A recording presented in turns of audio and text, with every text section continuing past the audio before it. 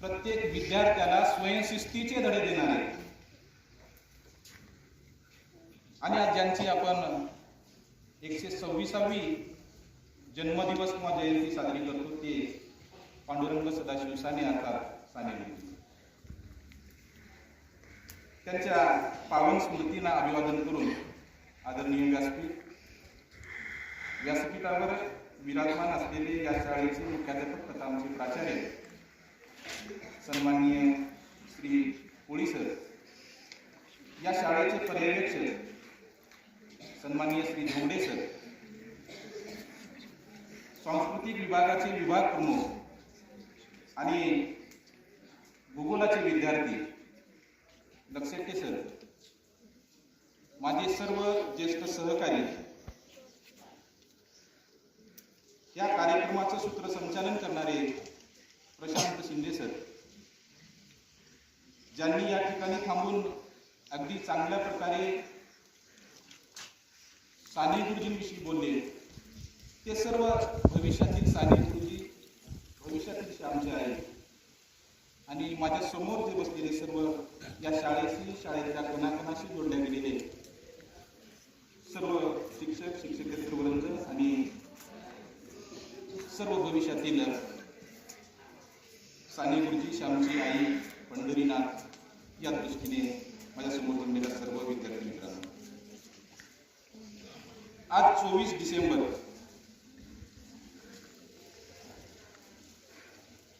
या दिवशी आपण देशभरामध्ये, राज्यभरामध्ये आपण आजचा दिवस साने गुरुजींचा म्हणजेच एक मातृहृदयाचा गुरुजी, गुरुजी या शब्दाला, संकल्पनेला, खुर्चीला आकाशाएवढी उंची देणारा व्यक्ती, यांची आपण 126वी जयंती या ठिकाणी साजरी करतोय. आज तब्बल 75-76 वर्ष झाली गुरुजींना जाऊन, तरी सुद्धा जसेच्या तसे गुरुजी सर्वांच्या डोळ्यासमोर असल्यासारखे दिसतात. कारण गुरुजींचं असणं किंवा गुरुजींचं जे साहित्य आहे ते सर्व साहित्य बघितल्यानंतर पालकांना वाटतं की पालकत्वासाठी साने गुरुजी आवश्यक होते. त्याचबरोबर समाजसेवकांना वाटतं की समाजकार्यासाठी आज गुरुजी असायला पाहिजे होते. त्याचबरोबर लेखकांना वाटतं की एकदम सुदृढ लेखणी त्यांच्या लेखणीमुळे आणखी समृद्ध झाला असता, म्हणून त्यांना सुद्धा वाटतं की साने गुरुजी असायला पाहिजे. असे सर्वांचे, तुमचे, माझे शाळेशी संबंधित असलेले साने गुरुजी, यशोदा आणि सदाशिवराव या दाम्पत्याच्या पोटी 24 डिसेंबर रोजी, आता मी बोलण्यासारखं 1899 साली त्यांचा जन्म झाला.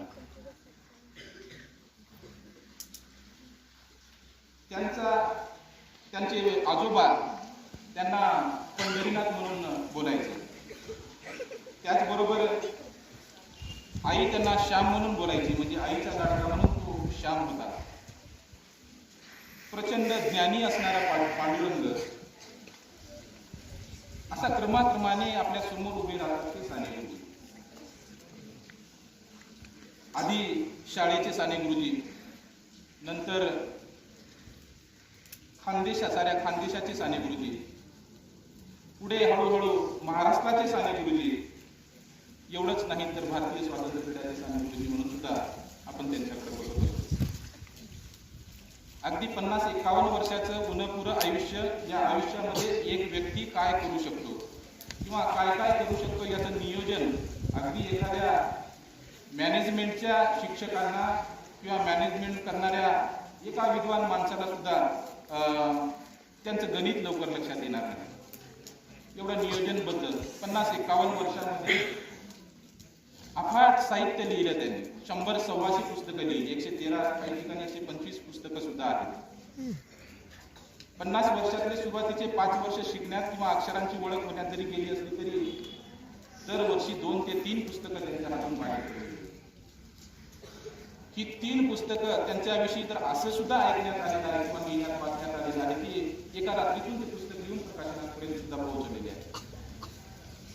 आज आपण आयुष्याची बरीच वर्ष पुढे ढकललेलो आहोत. तरी सुद्धा आपल्या हातून एखादी कृती निर्माण होत नाही, साहित्य कृती निर्माण होत नाही. म्हणून साने गुरुजी आपल्याला सगळ्यांसमोर प्रेरणा म्हणून घेणं खूप गरजेचं आहे. शाळेसाठी सुद्धा प्रेरणा म्हणून साने गुरुजी आपल्या समोर असणं खूप गरजेचं आहे. याच्यासाठी महत्वाचं आहे की शिक्षकांना दुसरा प्रेरणा देणारा कोण आहे.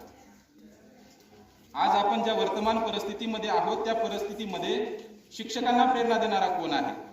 शिक्षकांनी कुणाकडून प्रेरणा घ्यायची, तर पाठीमागे वळून बघताना साने गुरुजी हा नाव ठळकपणे आपल्याला दिसते. का महत्वाचे आहेत. आज कोणत्या राजकारण्याकडून जर आपण प्रेरणा घ्यायची म्हणली तर नीतिमत्ता घसरणारे आजच्या काळातले राजकारणी आहेत. एखाद्या बिझनेसमन कडून किंवा एखाद्या व्यावसायिकाकडून जर आपण घ्यायची म्हणले तर स्वार्थ आहे त्यांच्या पाठीमागे. त्याशिवाय जर एखाद्या अधिकाऱ्याकडून जर आपण त्यांच्याकडून प्रेरणा घ्यायची, शिक्षकांनी पुढे काम करायचं असं जर ठरवलं तर भ्रष्ट अधिकारी जागोजागी पावले आपल्याला दिसतात. म्हणून साने गुरुजींसाठी किंवा साने गुरुजी वाचणं, साने गुरुजी ऐकणं, साने गुरुजींचं अनुभव ऐकणं हे खूप महत्वाचं आहे. त्यांच्याकडून प्रेरणा घेण्यासाठी सुद्धा शिक्षकांसाठी खूप महत्वाचं आहे. या ठिकाणी दापोलीच्या शाळेमध्ये शिकत असताना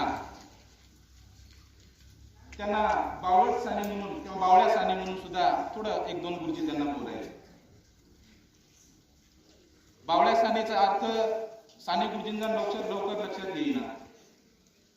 जरी मी खरंच बावळट होतो का, जर मी बावळट असेल तर गुरुजींचं काम होतं की मला सरळ नीट करायचं काम होतं. परंतु सारखं बावळ्या साने या शब्दानं बोलायचे. कदाचित त्यामुळं साने गुरुजींचा बावळटपणा कमी झालेला नसावा, उलट ते वाढलेलं असावं. विद्यार्थ्यांच्या व्यंगावर बोलणं ते कमी होत नसतं, तर ते सुधारण्यासाठी प्रयत्न केले पाहिजेत. या आशयानं साने गुरुजी त्या अगदी बालवयामध्ये सुद्धा त्यांना तशा प्रकारचं आठवण त्यांनी पुस्तकामध्ये लिहून ठेवलेली आहे.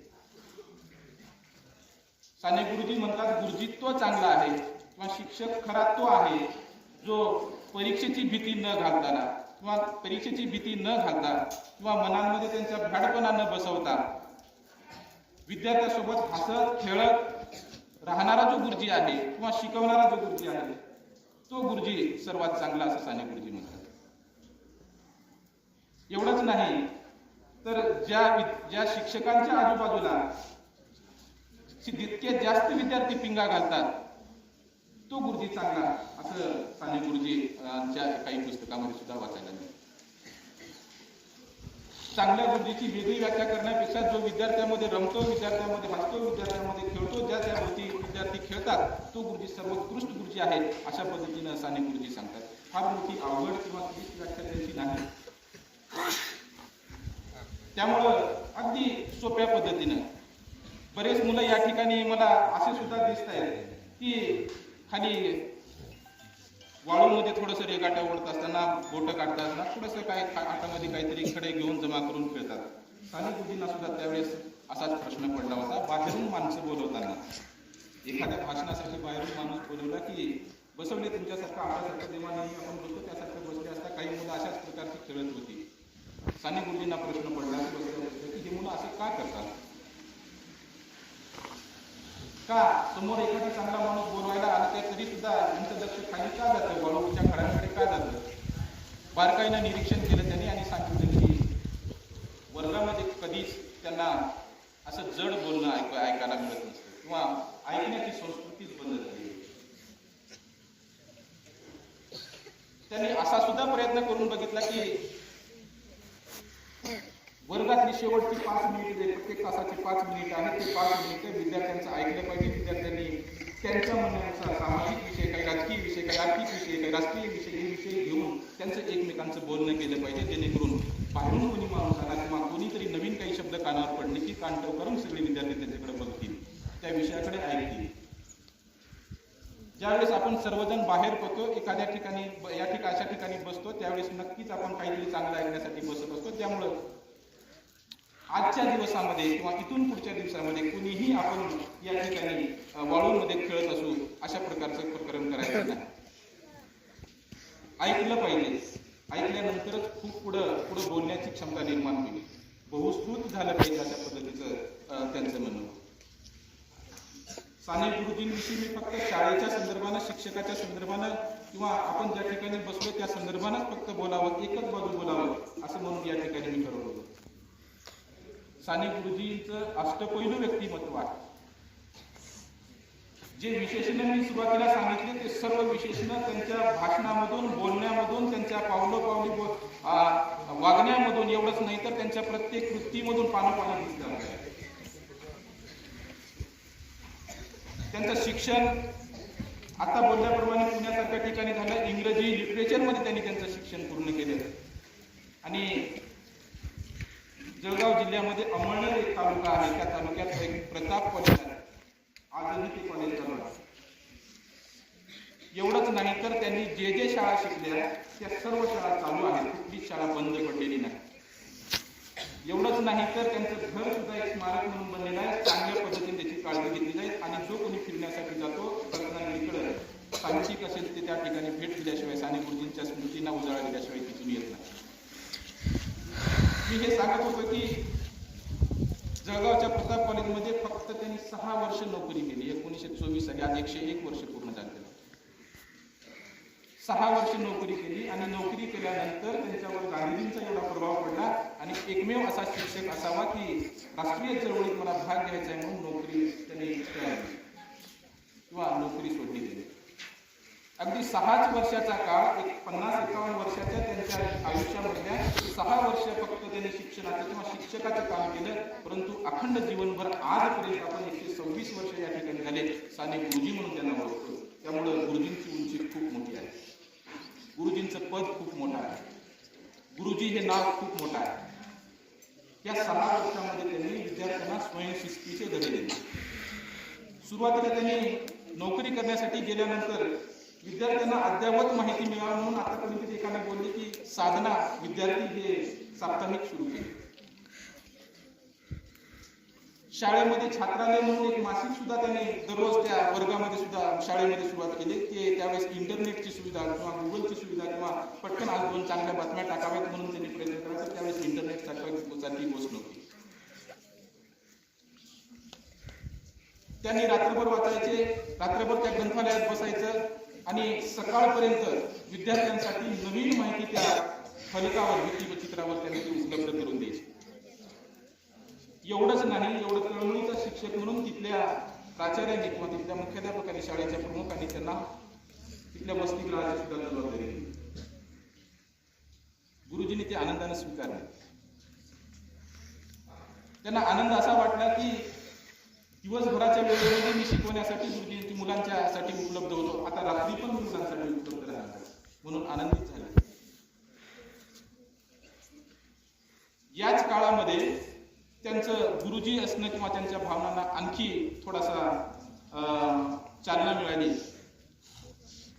त्यांनी ज्या ठिकाणी गावामध्ये कधी व्याख्यानांची मेजवानी उपलब्ध व्हायची त्यावेळेस विद्यार्थ्यांना रांगेत घेऊन जायचे, तिथून परत घेऊन यायचे. ज्या ठिकाणी व्याख्यान झालं त्यांचं सर्व ऐकलं की परत घेऊन यायचे. आणखी वसतिगृहावर पोहोचले की थोडी वेळ आराम झाला की लगेच मग त्यांना उठवायचे, जायचे, बसायचे, बोलायचे. आज काय छान बोललोय, एवढं सुंदर व्याख्यान होतं, कोणी काय ऐकलं याच्याविषयी चर्चा घडून आणायची. एवढंच नाही तर एका दिवशी थोडंसं उशीर झाला, रात्री 12 वाजले, मुलं सगळी जाऊन त्या वसतिगृहामध्ये झोपी गेली. एवढं सुंदर भाषण त्या दिवशी झालं होतं की साने गुरुजींना अस्वस्थ वाटायला लागले. मुलं कसं काय झोपली एवढं सुंदर भाषण ऐकून? पुन्हा सगळ्या मुलांना ते गेले, सगळ्या वसतिगृहामध्ये फिरले, सगळ्या मुलांना एकत्रित केलं. एकत्रित करून मग पुन्हा सगळ्यांना एवढं सुंदर भाषण झालं असताना तुम्ही कसं काय झोपू शकता, एवढा सुंदर विषय असं म्हणून सगळ्यांना बोलली आणि चर्चा सुद्धा घडवली. आज आपण एवढा वेळ विद्यार्थ्यांना देऊ शकतो का किंवा आजचे गुरुजी देऊ शकतील का, हे अंतर्मुख होऊन बघण्याची खरं तर गरज आहे. साने गुरुजींची ही 6 वर्षाची सेवा संपल्यानंतर 1928 साली म्हणजे त्याच कालावधीमध्ये त्यांनी विद्यार्थी नावाचं मासिक काढलं.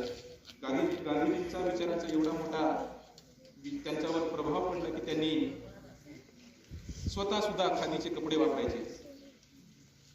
एवढंच नाही तर त्यांची पहिली भेट जी झाली गांधीजींना फक्त त्यांनी ऐकून होते. त्यांना असं कळलं की अंमळनेर मार्गे एकदा वर्धेला गांधीजी जाणार होते रेल्वेने. त्यांना कळल्यानंतर त्यांनी गावातील प्रतिष्ठित नागरिकांना सांगितले की गांधीजी या मार्गे जाणार आहेत, काय करावं, कसं भेटावं, भेट कशी होईल, कशी बोलता येईल. 10 मिनिटे स्टेशनवर गाडी थांबणार आहे आणि त्या कालावधीमध्ये आपल्याला भेट द्यायची, तर कसं भेट होईल, कसं शक्य आहे, काय शक्य आहे. प्रतिष्ठित लोकांना, मी तर काय म्हणजे त्या गावात एक शिक्षक असल्यामुळे मला तेवढं तुम्ही पुढं करणार नाही असं समजून त्यांनी सगळ्यांना निरोप दिला. शिक्षणाचं गावामध्ये थोडंसं प्रमाण कमी असल्यामुळे गुरुजी तुम्ही शिकलेला, तुम्ही पुढे व्हा आणि गांधीजींना बोला. गांधीजींना नामी संधी प्राप्त झाली. स्टेशनवर गाडी आली, सगळेजण आजूबाजूला जमले. मग मध्ये जाण्यासाठी किंवा रेल्वेमध्ये चढण्यासाठी मग त्यांनी थबकले, थोडंसं थांबली, मध्ये तिथं जाऊ, काय बोलू मी, त्यांना काय बोलणार. गाडी थांबली आणि साने गुरुजी सुद्धा थांबले. मग कुणीतरी पाठीमागून गुरुजी व्हा पुढे, पुढे चला, पुढे मध्ये व्हा, जा पुढे व्हा, रेल्वेमध्ये चला गुरुजी म्हणून त्यांना सांगितलं. त्यावेळेस त्यांनी मध्ये गेले आणि गावामध्ये त्यावेळेस भेटीसाठी थोडंसं नियोजन केलं होते. आमरसाची एक आणि ते आमरसाचा डबा घेऊन गुरुजी गेले गांधीजींना भेटण्यासाठी. सांगितले की गावाच्या वतीनं सर मी हिंदीमध्ये त्यांचं संभाषण झालं, गांधीजीशी बोलत होते. गावाच्या वतीनं मी ही आमरस आलो सर, तुम्ही आमरस गांधीजी तुम्ही आमरस खा. 10 मिनिटांमध्ये त्यांनी खाल्लं. मग स्वतः उठले, भांडं धुण्यासाठी गेले. त्यावेळेस गुरुजी म्हणतात तर मी धुतो, तर त्यांनी म्हणले नाही मी खाल्लंय, मी धुणार. एक एक गोष्ट त्या गांधीजींच्या मनामध्ये रुजत होती. शेवटी बोलताना जाता जाता आता काय बोलणार म्हणून बारकाईने त्यांच्याकडे लक्ष होतं. त्यांनी गांधीजींनी शेवटी सांगितले काय करतो त्यांनी, काही नाही काँग्रेसचं काम करतो. त्यावेळेस थोडंसं चळवळीच्या कामामध्ये गुरुजी सुद्धा लागले. काँग्रेसच्या सदस्यांना जोडतो, काँग्रेसमध्ये घेऊन येतो, लोकांना थोडंसं जोडण्याचं काम करतो. ठीक आहे, छान काम आहे. पुढे आणखी गावाच्या स्वच्छतेसाठी काम केलं, म्हणून त्यांनी गावाच्या स्वच्छतेसाठी काम केले. बोलताना पुन्हा गांधीजींनी सांगितलं की कामावर श्रद्धा असणं खूप गरजेचं आहे. श्रद्धा रखनी चाहिए, श्रद्धा रखनी चाहिए असं म्हणून त्यांनी शेवटचं वाक्य त्यांनी म्हटलं आणि तो शब्द त्यांच्या मनाला एवढा भावला की त्या ठिकाणी शब्द उभे राहिले. गाडीतून खाली उतरले, गाडी पुढे गेली आणि त्या गाडीकडे बघत साने गुरुजी शांत थांबले. गावातील लोकांनी त्यांना विचारले की गुरुजी काय सांगितले, गांधीजींनी काय सांगितले. त्यांनी फक्त एकच शब्द उच्चारला की श्रद्धा रखनी चाहिए, श्रद्धा रखनी चाहिए. कोणत्याही कामामध्ये श्रद्धा असणं खूप महत्वाचं आहे. जे कोणतं आपण काम करतो त्या कामावर श्रद्धा असणं खूप गरजेचं आहे. विद्यार्थ्यांनी विद्यार्जनाचं काम करत असले तर विद्येवर श्रद्धा असणं खूप गरजेचं आहे. शिक्षकांनी शिकवण्याचं काम करत असलं शिकवण्यावर श्रद्धा असणं गरजेचं आहे. एखाद्या गवंड्याने घर बांधण्याचं काम करत असेल तर त्या कामावर श्रद्धा असणं गरजेचं आहे. म्हणजे आपण जे काम करतोय ते पूर्णत्वास घेऊन जायचं असेल तर त्यावर श्रद्धा असणं खूप महत्वाचं आहे. श्रद्धेशिवाय कोणतंही काम पूर्णत्वास आणि चांगल्या पद्धतीने होणार नाही. ती त्यांची शिकवण घेऊन त्या ठिकाणाहून बाहेर पडले. त्याच काळामध्ये 1936 साली फैजपूर इथं काँग्रेसचं अधिवेशन झालं. त्या अधिवेशनामध्ये सुद्धा म्हणजे राष्ट्रीय कामासाठी किंवा सगळे लोक एकत्रित जमले. स्वातंत्र्याच्या काळामध्ये असताना एका ठिकाणी राष्ट्रीय चळवळीचं काम सुद्धा साने गुरुजींनी मोठ्या चांगल्या याच्यामध्ये ऍक्टिव्ह राहून त्या ठिकाणी काम केलं.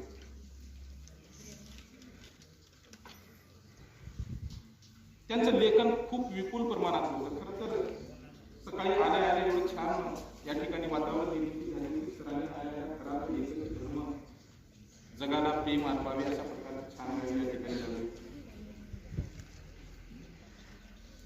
जगाला प्रेम अर्पण करण्यात किंवा अर्पावं कशा पद्धतीने अर्पावं, काय काम करावं याविषयी चांगल्या एकदम सुंदर सुंदर त्यांची गीतं राष्ट्रभक्तीपर आपण असलेले आपल्याला या ठिकाणी दिसून येतात.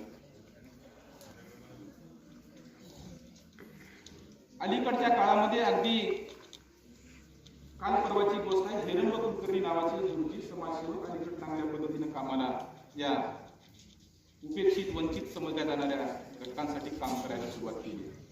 त्यांनी मागच्या वर्षी अंमळनेरला गुरुजी खरंच कसे होते हे समजून घेण्यासाठी तिथपर्यंत गेले. अमळनेरपर्यंत गेल्यावर तिथे त्यांचे 90, 92, 93 वर्षांचे 2-3 विद्यार्थी साने गुरुजींचे विद्यार्थी होते. एक मुस्लिमचा विद्यार्थी होता. त्यांनी विचारले, खरंच गुरुजी कसे होते, साने गुरुजी कसे होते, तुमचा अनुभव काय आहे, असं विचारल्यानंतर त्यांनी घसा रडायला सुरुवात केली. त्यांनी सांगितले की शाळेमध्ये मला नीट वागणूक कोणी मित्रांकडून मिळाली नाही, परंतु साने गुरुजींनी मला फार प्रेमाने जवळ घेऊन शिकवलं, मोठं केलं, वाढवलं. त्यांचीच प्रेरणा आहे आज मी या स्टेजपर्यंत आहे. दुसऱ्या एका विद्यार्थ्याला विचारले गेले की गुरुजी मारत होते का, तर त्यांनी कधीच मारले नाही, कधीच रागवले नाही. साने गुरुजी कधीही त्यांच्या विद्यार्थ्यांना रागवले नाही किंवा कधी मारले नाही. प्रतिप्रश्न असा विचारला समोर हिरंबाने की मग विद्यार्थ्यांमध्ये भांडणं असतील तेव्हा कसं, 2 विद्यार्थी एकमेकांना एवढ्या मोठ्या शाळेमध्ये विद्यार्थी एकमेकांना मारून घेत असतील त्यावेळेस कसं, दोघांनाही एका बाजूला एकाला घ्यायचं, एका दुसऱ्या बाजूला दुसऱ्याला घ्यायचं आणि विचारायचं की नाही असं नसतं करायचं. विद्यार्थी मारून घेतल्यानंतर सुद्धा असं नाही करायचं, असं नसतं करायचं असं म्हणून सांगितलं. म्हणजे शिक्षकाकडे किती संयम असला पाहिजे, विद्यार्थ्याप्रती किती प्रेम असलं पाहिजे याचं मूर्तिमंत उदाहरण म्हणजे गुरुजी आहे, साने गुरुजी आहे. ज्यावेळेस ते वसतिगृहामध्ये कामाला होते त्यावेळेस किंवा ज्यावेळेस वसतिगृहामध्ये नोकरीला होते त्यावेळेस वसतिगृहामध्ये सकाळी शाळेला जाण्यासाठी मुलांची तयारी होत असताना काही मुलं तशीच कपडे ठेवून जायची किंवा म्हणजे अंथरूण पांघरून आहे तसंच ठेवून जायचे, कपडे असंच फेकलेले जसं आज आपण घरी करतो. शाळेला येताना कधी अंथरुणातून उठले की डायरेक्ट आंघोळ करायची, ब्रश वगैरे करायचे, तसंच निघून यायचं. पाठीमागं आई कपडे बघत बसते किंवा घड्या घालण्याचं काम आई करत असते. तशा पद्धतीनं मुलं सगळी गेल्यानंतर साने गुरुजी सगळ्या कपड्यांची घडी करायची. काही ठिकाणी मुलांच्या अंडरपॅन्ट सुद्धा धुवून नीट वाळवत असलेलं सुद्धा उदाहरण त्यांनी त्या ठिकाणी दिलेलं. मुलांना प्रश्न पडायचा की हे कोण करते सगळं, शाळेमध्ये कोण नेमलं आहे, तरी सुद्धा मुलं गेल्यानंतर नित्यनेमानं काम सुरू करायचे. एके दिवशी एक विद्यार्थी आजारी पडला होता. आजारी पडलेल्या मुलाला त्या ठिकाणी झोपूनच राहिला आणि सगळे मुलं गेल्यानंतर नित्यनेमाप्रमाणे साने गुरुजी त्या ठिकाणी हे घड्या घालत झाले. मग पुढे आवाज आला, त्यानंतर थोडंसं चांदरपाडून आलेला मुलगा बघितला आणि त्याच्या मनाला खजीलपणा वाटला की आपण गुरुजी आपले अंडरपॅन्ट साफ करतायत किंवा अंडरपॅन्ट स्वच्छ ठेवतायत किंवा वर ठेवतायत, आपले कपड्यांच्या घडी घालतायत, म्हणून स्वयंशिस्तीचे धडे काय असतात ते गुरुजींकडून शिकावं असं म्हणून सगळ्या मुलांना सांगितलं. तेव्हापासून सर्व मुलं त्या डॉर्मेटरीमध्ये वसतिगृहामध्ये सर्व मुले हे स्वयंशिस्तीच्या धड्याला किंवा कोणतेच कपडे त्यांनी जाताना सुद्धा अगदी चांगल्या प्रकारे त्या ठिकाणी करून जायचे.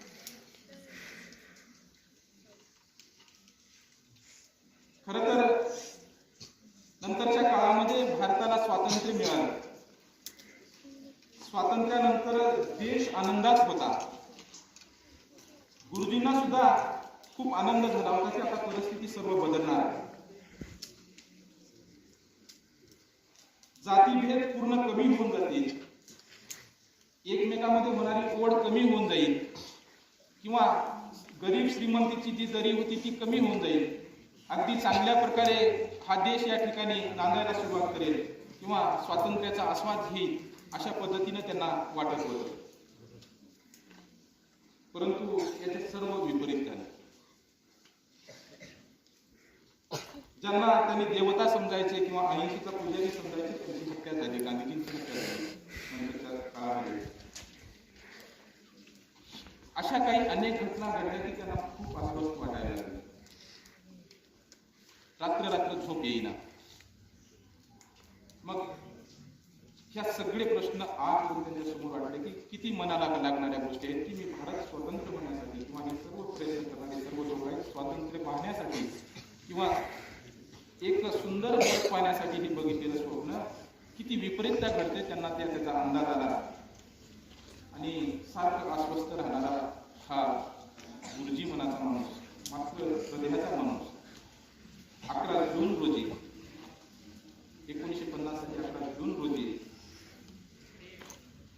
ते कार्यालयाच्या मुलांसमोर सांगितले की नाही असं वाटतं.